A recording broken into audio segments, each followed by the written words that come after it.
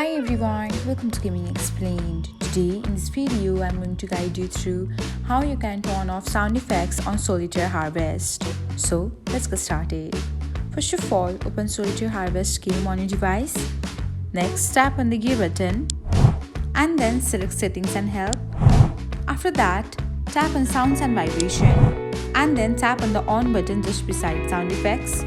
Once the button turns to off, that's how you know that you've disabled sound effects on Solitaire Harvest.